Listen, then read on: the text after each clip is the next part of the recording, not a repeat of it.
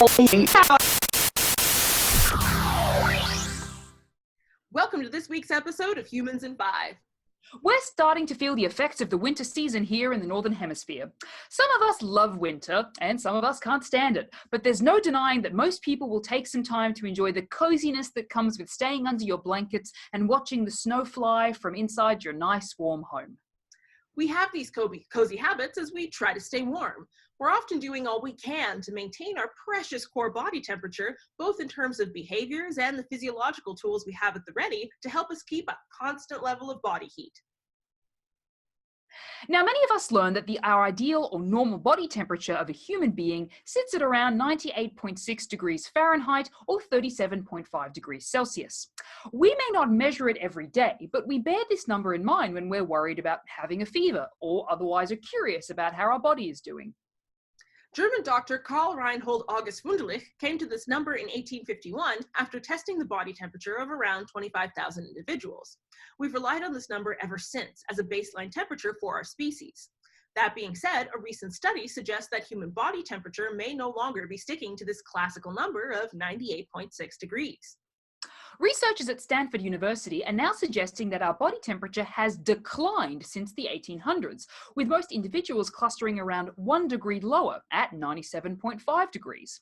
The team looked at available health data for American Civil War soldiers from the 1860s to the 1930s and compared their registered body temperatures to individuals measured in 1971 to 1975 and to those measured from 2007 to 2017. Across this time range, they noted that human body temperature was lower than that measured during the 1800s.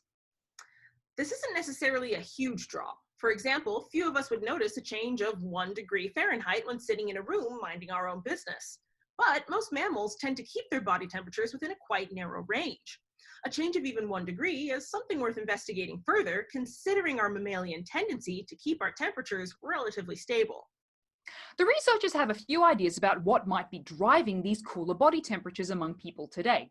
It's possible that our climate-controlled environments, particularly in places like North America, might be contributing to our cooler bodies. As we rarely deviate much from experiencing room temperature conditions, our bodies might be saving themselves some work trying to warm us up when it's not, strictly speaking, necessary. We also live in an age where most human groups are experiencing less of a burden of infectious disease. When humans are exposed to different pathogens, even if we're not experiencing an acute fever, we're likely to have slightly higher body temperatures than when we're healthy and free from disease. It's possible that with all the changes we've experienced in sanitation and medicine, that people aren't getting quite as sick as they used to and are able to avoid those peaks in temperature that we might see with certain diseases. Now, it's not to say that this study is perfect. For example, body temperatures may have been measured or recorded inaccurately in the late 1800s, as measurement standards have certainly changed since the 19th century.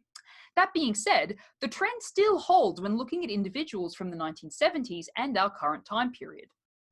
And finally, we've said it before and we'll say it again, the most marvelous thing about humans is that we are so full of variation. Even when it comes to human body temperature, our species can have quite a range of variation under normal circumstances.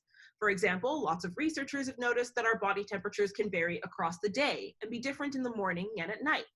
Researchers have also detected differences between individuals experiencing different hormonal profiles. For example, body temperature among those experiencing ovulation may vary. So while studies like this are interesting, we also need to bear in mind that range of variation among all kinds of people for all kinds of reasons. We hope you're keeping a consistent neutral temperature this winter, and we'll see you next time on Humans in 5. And don't forget to subscribe.